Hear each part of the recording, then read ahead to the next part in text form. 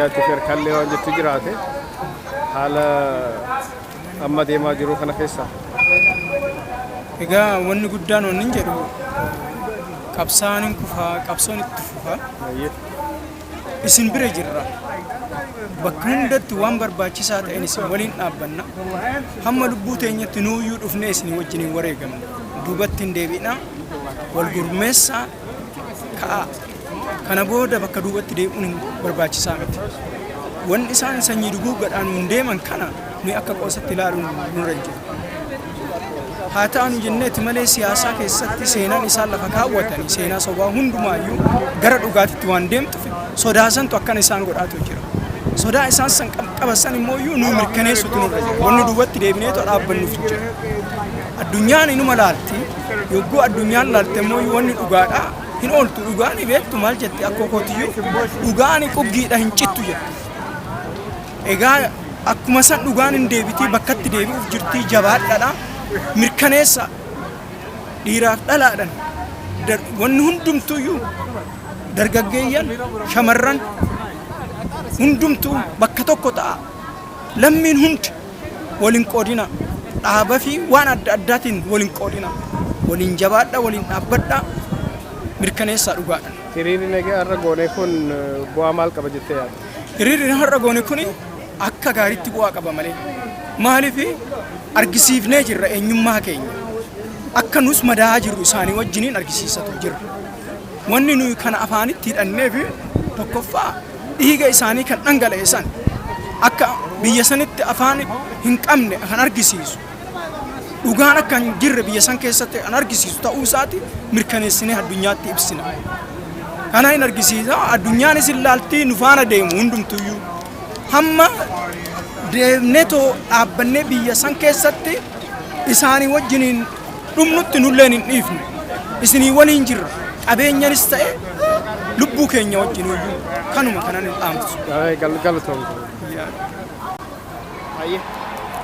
Hiriira ba'uun hedduu bareedaadha haalli biyya keessatti uumames kana haala wal qabatee har'a Oromoon bakka silaa barbaachisu qabsoodhaaf irra ga'ee jennee waan amannuuf.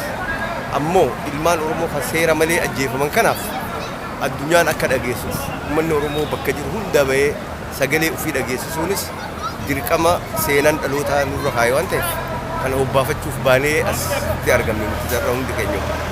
Hiriirri nagaa kun maal bu'aa argamsiisa jettee yaadda? Hiriirri nagaa uummata tokko ka seera malee daburratti hundattuu mirga namaa irra sirbame addunyaa dhageessifachuun tumsa barbaachisa.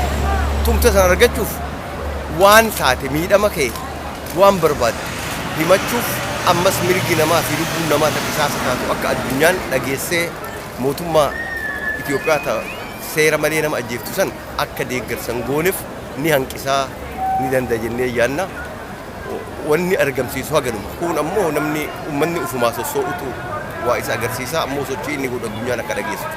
Ijoollee biyyaatiif dhaamsa maal qabdu? Ijoollee amma yeroo ammaa hiriira nagaa godhaatii haalli itti jiran bareeda namni du'ee ajjeefamu malees haqa ofii kadhabin argatu haalli itti jiranii fi tartiibni isaan gaafin dhiyeessan hundi gaafii seeraa akkanatti deemanii itti fufunan Oromoon milkirra ni geessa jeetan amanaa waan kana naamusuma jabaan akka ammatti jiranitti haqa ofiitiif falmachuu itti haafufanii jedhu.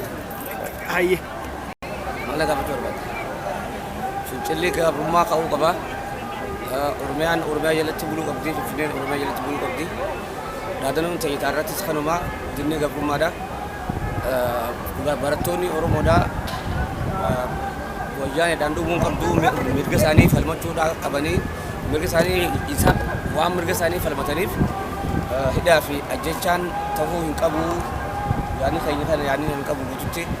Gara biraatiin Oromoon hundumtuu barattoota kan itti dhaabbatee warreen dhukkubsachaa jirus warreen mana hakimaa jirus warreen gartee rasaasaan dhawames wanni isaan barbaadan bilisummaadha. Bilisummaan tuni waan barattoota qofaati miti. Fincilli barattoonni raasan ummata Oromoo kabbahaa kan dhihaa kaabaa hundumaa'u sossoosaa jira. Sossoosuu qabanii ammallee cinaa dhaabbachuu qabnaan jira. Waa'ee hiriirri nagaa kun maal bu'aa qaba jettee yaadda? Hiriirri nagaa kuni waan isaan mirga isaanii gaafii isaan gaafatan gaafii kun sirnaan isaaniif deebi'uu qaba. hiriirri nagaa kun wanni ilaalchisuu barattoonni kun ijoolleen tuni waan afaan nagaatiin gaafatan isaan rasaasaan itti roobsaa jiranii kun hiriirri kun kana ilaalchisee furmaata tokko ni fida jennee yaadna.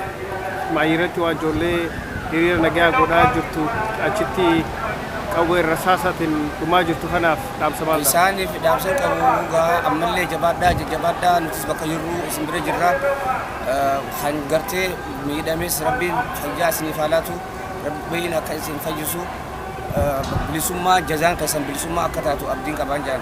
Galatoomuu.